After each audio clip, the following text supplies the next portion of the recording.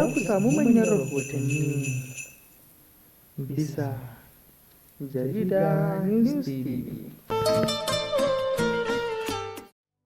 Barka da haka sauraro kuma sannan mu da ƙara saduwa a cikin wannan da tattauna mai albarka inda ma muke tafi muku da wannan babban rahoto haɗe da warware muku zare da ababen hicin lamari ya kaya a dangane da rikicin da barke a tsakanin matashin soja AM Yarima da kuma Mr. Wike.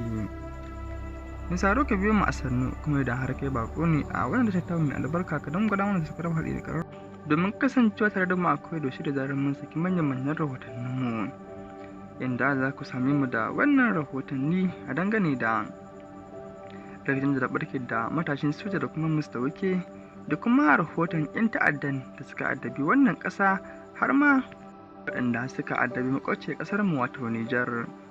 Duk dai bisa wannan tashar tamu ga cikakkun rahotannin.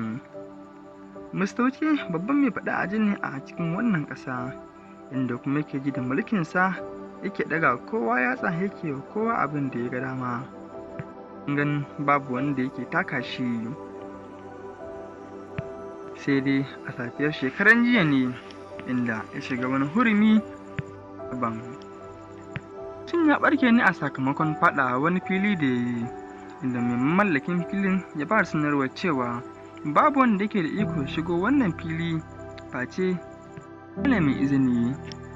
Nan fili mai matsayin girma da yawa mallakin wannan fili ya ba sanarwar cewa babu wanda zai shiga wannan fili ko kuma ya ce zai wani abu a cikinsa har sai da izini. Nan kuma aka wayi gari Wike da makarrabansa suka faɗo cikin wannan fili har ma da yin wasu gwaje-gwaje inda aka rasa gane abin da suke nufi.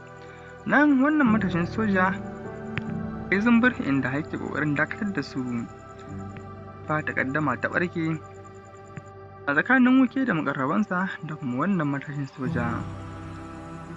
Misaro ka biyo mu a sannu kuma da har kai bako ne kada amanta da subscribe Allah bisa wannan bidiyo namu inda za mu ci gaba da kawo muku manyan rahotanni bisa wannan da shatta mai albarka. Ku biyo mu a sannu mun gode tare da sauraron mu da kuma bibiya wannan da shatta mu.